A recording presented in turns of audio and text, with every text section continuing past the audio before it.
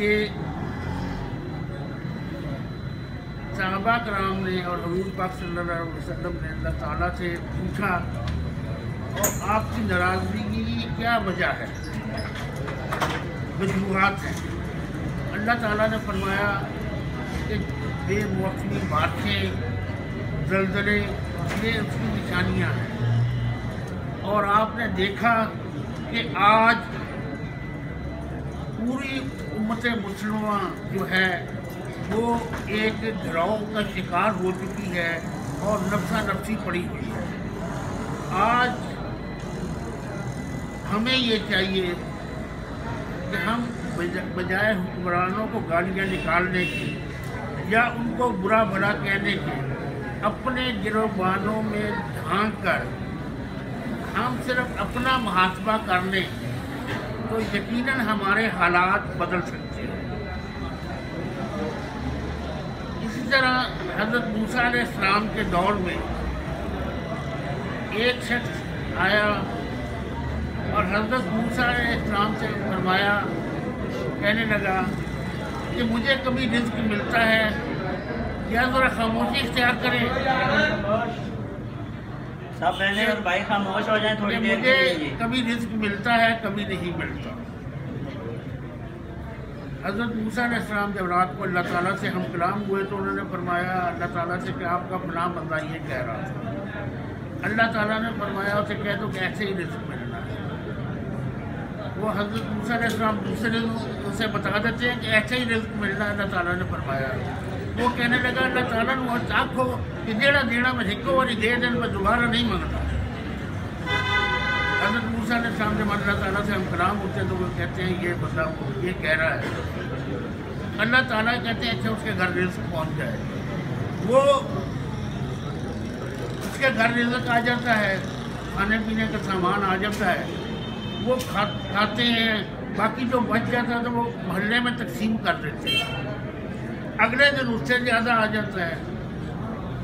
اسی طرح وہ کھاتے ہیں، یہاں تک ہوتا ہے کہ وہ بندہ ایک لنگر خانہ کھول دیتا ہے جہاں 24 گھنٹے لوگ آتے ہیں اور کھانا کھا کے چلے جاتے ہیں، اور دن بدن وہ جو ہے اس میں اللہ برکت ڈال رہے ہیں۔ ایک دفعہ حضرت موسیٰ علیہ السلام کو ادھر سے گزر ہوا تو انہوں نے کہا کہ یہ لنگر خانہ کس کا چل رہا ہے؟ تو لوگوں نے بتایا یہ اس کا چل رہا ہے جس کو آپ نے اللہ تعالیٰ سے ایک دفعہ لے کے دیا ہے۔ وہ بڑے حیران ہوتے ہیں جب اللہ تعالیٰ سے رات کو ہم کلام ہوتے ہیں تو کہتے ہیں اس بندے کو تو آپ نے ایک دفعہ دے دیا تھا۔ اللہ تعالیٰ نے فرمایا کہ وہ روز مجھ پہ احسان کر دیتا ہے، مجھے روز احسان اتارنا پڑتا ہے۔ تو میرے بھائیوں اس سے ثابت ہوا کہ اللہ کی راہ میں آپ جتنا خرچ کرو گے اس سے کئی گنا ہو کے آپ کو ملنا ہے۔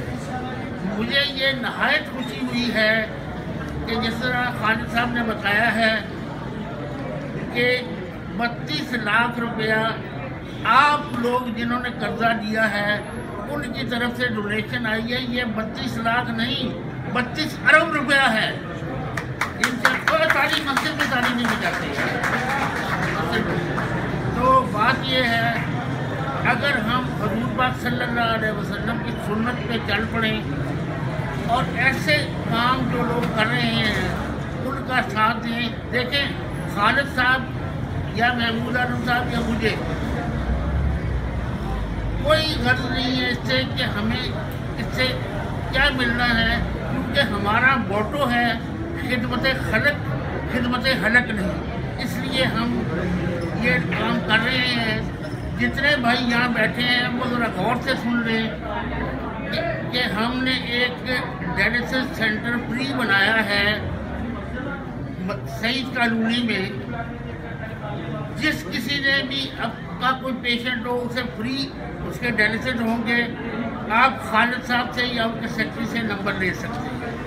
دوسرا، فرق فاؤنڈیشن کے زیر اہتمام ہڈیوں کا مسئلہ ہو، کسی کا ہڈی ٹوٹ جائے، ٹانگ ٹوٹ جائے، وہاں فرق فاؤنڈیشن کے پلیٹ فارم سے ہم آپ کو بالکل فری جو ہے اس کا ٹریٹمنٹ کریں گے، وہ بھی نمبر آپ بھائی خالد پرویز صاحب سے لے رہے ہیں۔ اس کے علاوہ الحمدللہ ہماری تنظیم جو انجمن تاجران سٹی ہے وہ ریور سینٹر میں بھی کام کر رہی ہے، ہلال احمر میں بھی کر رہی ہے، FIC میں بھی کر رہی ہے، اور اس کے علاوہ چائلڈ پروٹیکشن بیورو عید پہ بھی ہماری انجمن تاجران سٹی نے چائلڈ پروٹیکشن بیورو میں بچوں کے لیے جو یتیم اور لاوارث ہیں ان کے لیے چاکلیٹوں اور ٹافیوں کے پیکٹ بنا کر تقسیم کیے، SOS میں بھی کیے، اور انشاءاللہ تعالیٰ